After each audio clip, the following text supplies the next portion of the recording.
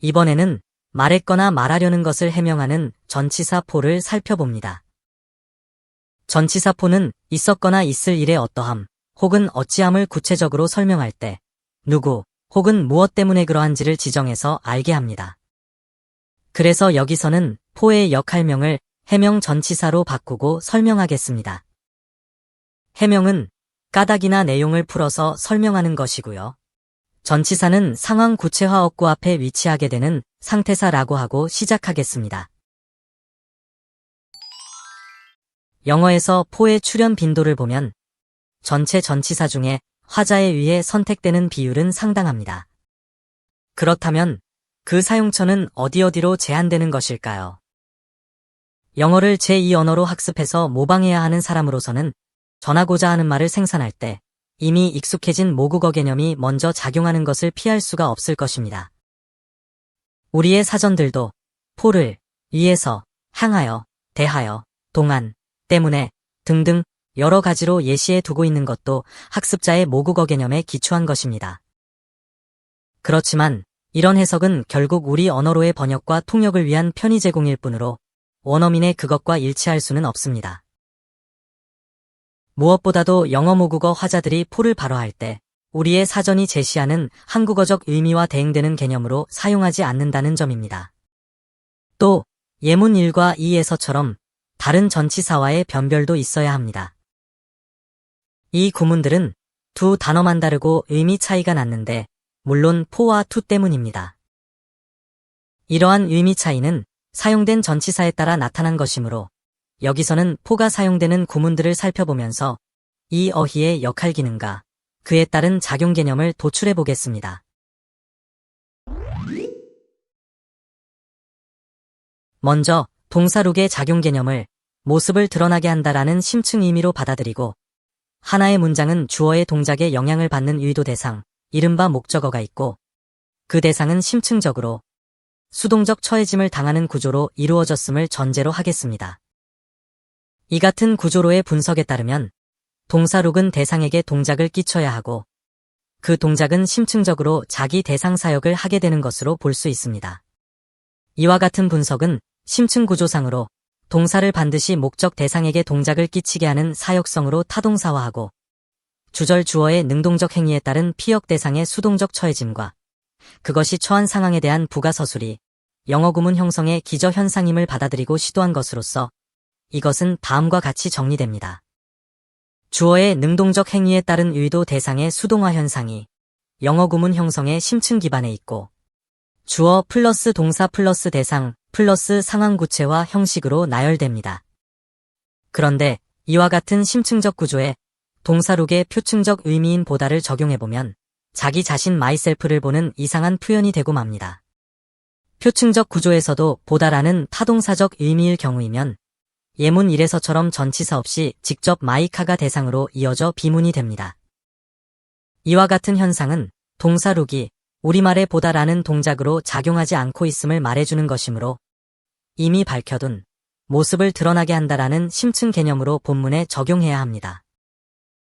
본문 1의 표현을 보면 화자가 뭔가를 보고 있는 것이 아니라 찾고 있다는 것이므로 찾는다라는 의역의 요소는 룩의 모습 드러냄 동작과 마이카 앞에 전치된 포가 연관되어 있을 것입니다.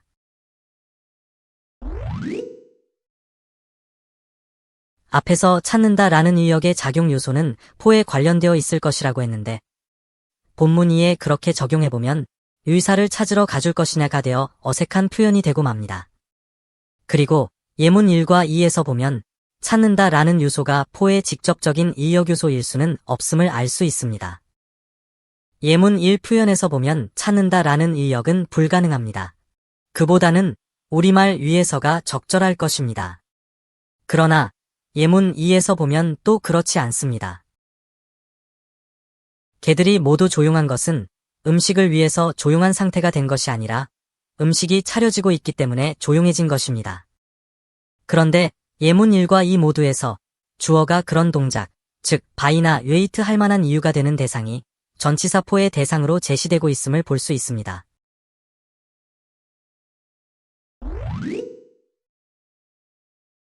본문 3 같은 표현을 해석할 때 포가 어떤 이유를 말하는 것으로 분석하곤 합니다. 희가 이것저것 가리지 않는 어떤 것이라도 할 것이라고 말하고서 그것이 돈 때문이라는 부연을 포로 이끌고 있어서 그런 분석이 타당한 듯합니다. 그렇지만 예문 1에서 보면 그 같은 이유만으로도 설명할 수 없고 예문 2에서 포의 지정을 받는 대상은 주어가 하는 동작의 명분, 즉 표면상의 이유나 구실이라고 할 수도 있어서 포의 작용 개념을 달리 생각해 보아야 합니다.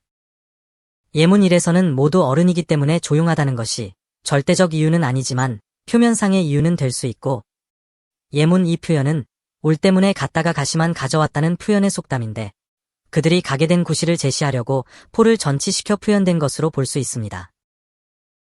이유이든 구실이든 간에 본문 3에서는 이 두 개념적 의미가 잘 적용되어지는데 그렇다면 돈 때문에와 돈을 위해서라는 것 중에서 어느 것을 택해서 화자는 표현했을까요?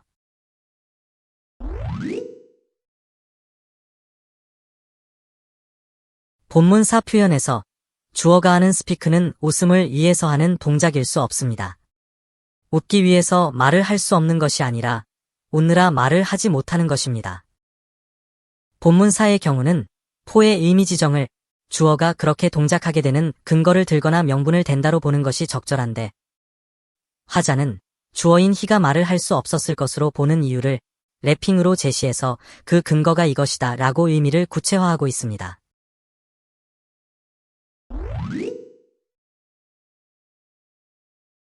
본문 5는 식물에서 해로운 벌레를 잡아내야 한다는 표현인데 우리말 위해서라는 의미로 해석해보면 희가 체크하는 행위는 해충을 위해서라는 이상한 표현이 되고 맙니다.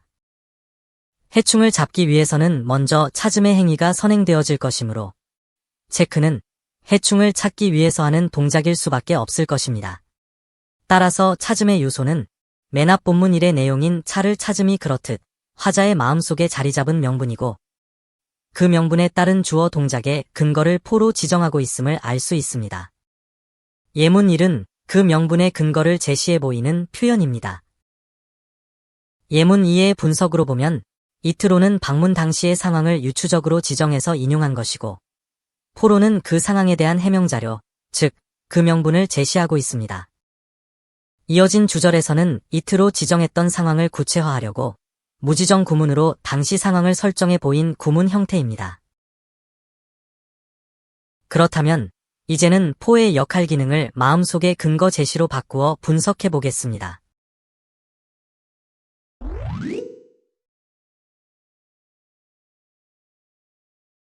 경찰이 두 혐의자를 붙잡아 둔 것은 심문하고자 해서라는 말입니다. 그들에 대한 의심과 치조 예정은 경찰의 심중에 있을 것입니다. 다시 말해 경찰이 행한 주절의 동사 디테인드는 포에 의해서 지정되는 캐스처닝이 그 동작 디테인을 하게 한 것입니다. 그렇다면 화자는 주어가 그렇게 동작한다라고 주어 플러스 동사를 발화한 이후에 포의 선언으로 그렇게 한 것은 이것을 마음에 두고 하는 말이다라는 식으로의 해명을 하는 표현이라고 할 수 있습니다.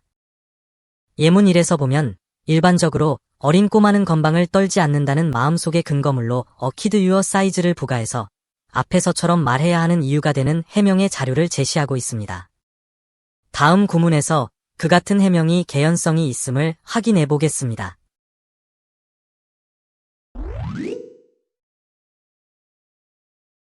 본문 7에서 화자는 먼저 희가 무겁다고 말합니다. 그리고 포의 발화로 대상 스몰 보이를 선택 지정을 했는데 여기서의 포 사용에 따른 우리말 해석은 위에서도 때문에도 아닌 치고는이 번역에 가장 적절해집니다. 예문 1 표현을 말하는 화자의 마음속에는 이미 어린 아이의 몸무게는 어떠할 것이다 라는 선입감이 작용해 한 말이기 때문에 he is heavy까지 말했을 때에는 겉으로 아직 드러나지 않은 마음속의 근거이자 노출되지 않은 이유를 지닌 셈이므로 그렇게 말한 근거를 들어 해명의 자료로 제시해야만 합니다. 따라서 본문 7 표현은 조그마한 소년이 가져야 할 몸무게를 염두에 두고 내리는 화자의 상태평가입니다.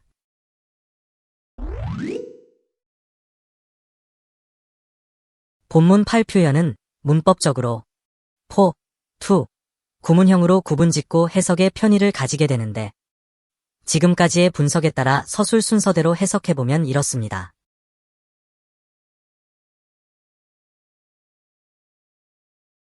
주어가 왜 안절부절 못하는지에 대해서 화자가 해명하고자 부가시킨 표현인데, 이러한 이 형식 구문도 주어 플러스 동사 플러스 목적어 플러스 상황부가 형식의 나열로 이해할 수 있으므로 동사를 심층적으로 자기유형 존재사역이 가능하도록 타동사화하고 사역성을 부여해보면 펼침 구조구문 1처럼 됩니다. 이 분석에 따르면 포의 역할이 어떤 염려를 마음에 두고 그렇게 한다라는 해명을 위한 마음속의 근거를 지정한다는 것을 알 수 있습니다.